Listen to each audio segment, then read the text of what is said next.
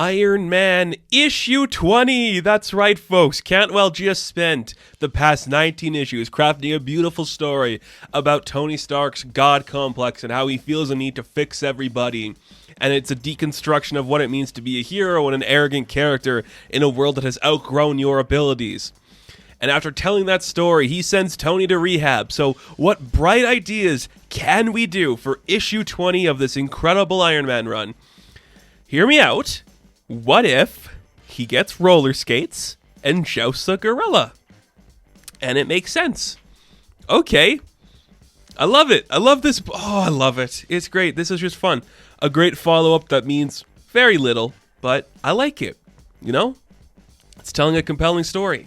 Very cool.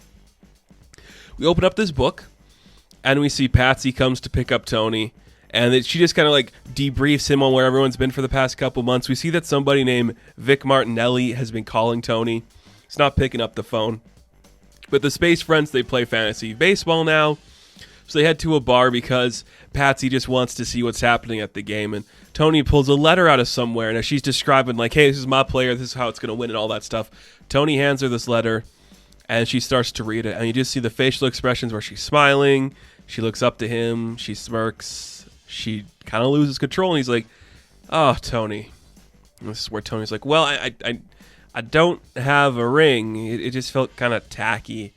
And she's like, dude, what? And he's like, I had a lot of clarity in here, and I think I love you. I know I love you. I want to marry you. She's like, Tony, last time I was married, it was to the son of Satan, and I died and I was trapped in hell. I just need to think about this. And that's kind of like, you see she's about to cry, and Tony's like, oh, okay, fine. And then we cut to, I'm guessing a little bit later, and Tony is holding like a press conference for this big piece of technology that's running off solar power and hydrogen cell backups. It's this new AI technology called the 5150. And basically it's one of the smartest technologies out there. It's capable of so many things. The large scale monitor, it can do so much just amazing technology. It can pretty much just change the concept of AI and broadcasting and technology for everything. And it's free to the public. And to have a demonstration... Oh, no, we don't get to the demonstration yet. My apologies. Because before we get to the demonstration, Tony opens up the floor to questions. And everyone's asking, how was your time in rehab? What did you do in there? Kind of just like, so are you coming back to the company? Do you like the choices you made? Is Korvac still a threat? All these things that he's trying to brush off. And he's doing it in a very professional manner. Kind of showing that he did learn a lesson. Now, it's not explicitly saying, like, Tony is going back to his hateful ways. It's just more like, no, he kind of learned something. You know, he's admitted his faults. He's admitted, like, he does have the demon on his shoulder. That is addiction, and he'll never truly escape it. But he doesn't want it to, like, hold him down. So he's like, I'm not going to be in the company. This is just something I've cared about for a long time, and I want to share it to the world. So we have a demonstration to show you. We're going to have the 5150 play chess against a very smart opponent. Ladies and gentlemen, meet our opponent for the day, Chet the Gorilla. So a gorilla comes. A gorilla with an IQ of 173. Okay. Cool. And we see that one of the scientists, I believe her name is Dr. Shapiro, and she's just like, all right, it's going to be a clean game of chess. Everything's going to be fine. We're just going to see the capabilities of your technology against the gorilla. Very fun, but you see Chet's trying to get Tony to, like, get him a job at his company. I don't really work there anymore, dude. He's like, I know, but your name still holds some weight. If you could just, like, get me, I'm trying to, like, move forward into, like, the private sector and really get my boots in the ground at a company. For some reason, and this is just me, I really read Chet as Kelsey Grammer.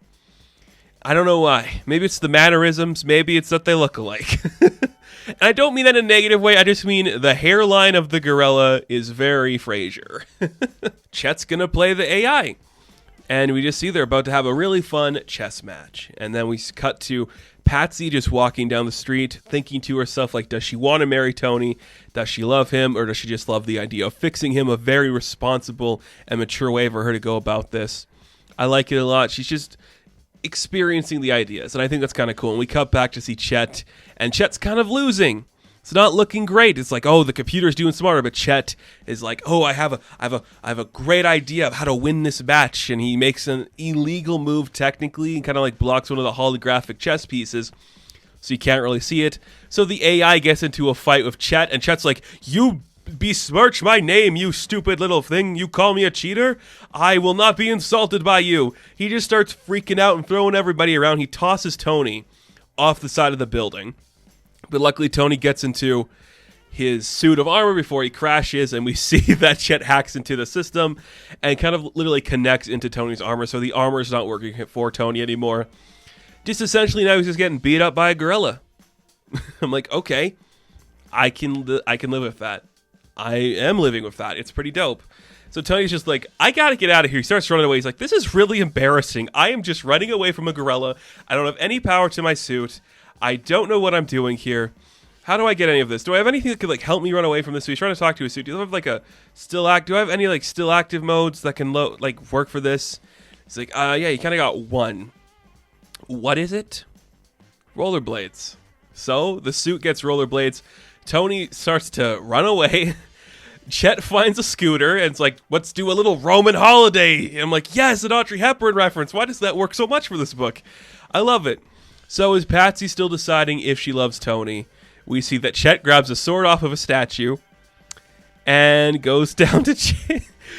Oh, it's a... Okay, wait. I'm looking at the statue now. It is from when Daredevil had the power and could see and fought the Dark Elves. Okay. He grabs like the Heimdall sword, chases Tony. Tony grabs a flagpole and they joust and he stabs. It looks like he should have stabbed Chet, but just like hits him. Takes him down. He's like, yeah, give your information to HR. We'll get you a new job right away.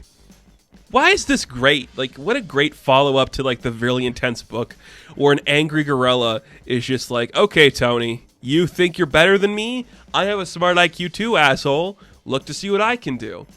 And just does it. I'm like, hell yeah. So we see that it's later on, probably the next day or some other day, Tony gets a knock on his door. He goes to get it, and we see that it's Patsy, and she's like, well, I thought about it, Tony. I don't think I can right now. And she leaves him, hands him the note back, and Tony is freaking out. And we finally get the voicemail because Vic Martinelli's been calling him all day. It's like, Tony, it's Vic. I know it's been years and you've been avoiding me for a lot of reasons. I have to call you back. I've got something here and I could really use your help. And the final panel we see in this book is the 10 Rings of the Mandarin. Now, they just changed the title of the Shang-Chi book to Shang-Chi and the 10 Rings. Interesting. Are we going to cross over a little bit? I still like the Mandarin being a Tony Stark villain, so that's kind of cool. What a fun book. What a fun book. Setting up the new arc, which is going back to classic Iron Man stuff. Having just a fun little romp with a cool villain, a cool concept, and struggling for Patsy to find out what she wants to do with Tony. I think this works really well. It's breezier than a lot of the other books that Cantwell's done for Tony, but I like it a lot. I think it's very fun and very cute. Sometimes that's all you need from an Iron Man book, and this done did it well. I really enjoyed it. So Iron Man issue 20, I'm going to give a 9 out of 10. Now, thank you guys for watching this review. Be sure to like and subscribe to the channel. As always, you can check me out on Instagram, TikTok, and Twitter. And as always, I will catch you in the next one. Have fun. Stay safe. Good luck.